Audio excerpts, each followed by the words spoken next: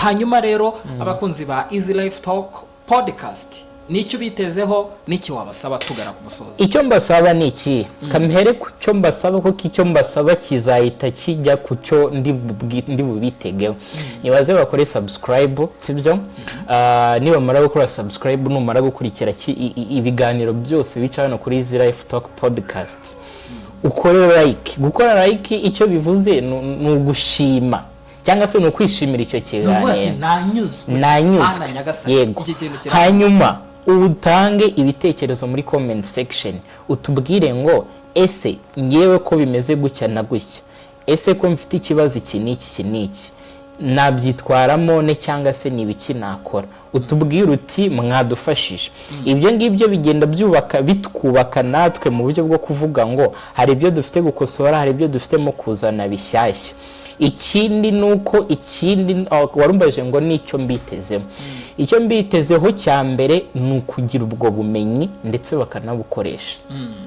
Ubwo bumenyi bakabugira bakanabukoresha, bakifashisha inama tuba twabagiriye hano cyangwa se uburyo tuba twabahaye ishusho yuko babyitwaramo bitihise byabagora, tukabafasha kubahuza n'inzobere mu buryo bugiye butandukanye zabafasha muri urwo rugendo rw'igihe bo ubwabo batabashije kubyikemurira, kubera ko intego ya occupational therapy ni ukuba umuntu yakikemurira ibibazo muri kwa kuba atari kubasha gukora neza. Kujyamo bafasha bakatugana tukabitaho ibigo byacu dufite tubundi byo gukurikirana abantu no kubashakira babafasha.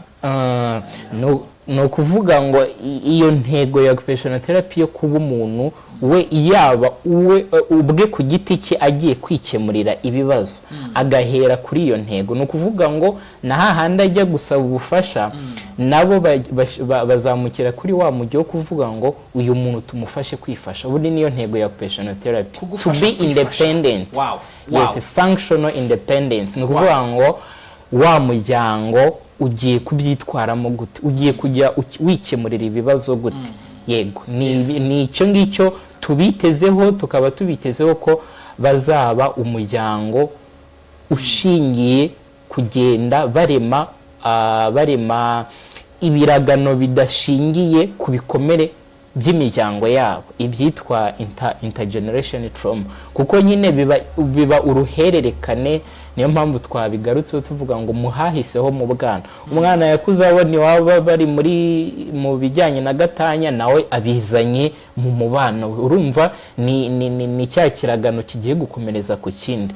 Rero twiteze umuryango udashingiye kubakira ku bikomere by'ahahise, ahubwo ugiye gushingira ku kubaka umuryango mushya uzira ibikomere. Nubwo yego biba bitoroshye bitaburamo, ariko iyo ugenda ureba umenya aho ugiye naho uri kugana. Iyo ugenda ureba umenya aho ugiye naho uri kugana. Hanyuma uti kubafasha kwifasha niyo ntego nyamukuru, hanyuma kwitega umuryango muzima uzira ibikomere nicyo kintu dusa nkaho tusorejeho. Ni ibintu byiza cyane, ngira ngo abadukurikiye ntimuzave hano, nimunahava mujye muza kuri Muhire Psychiatrist. Yego.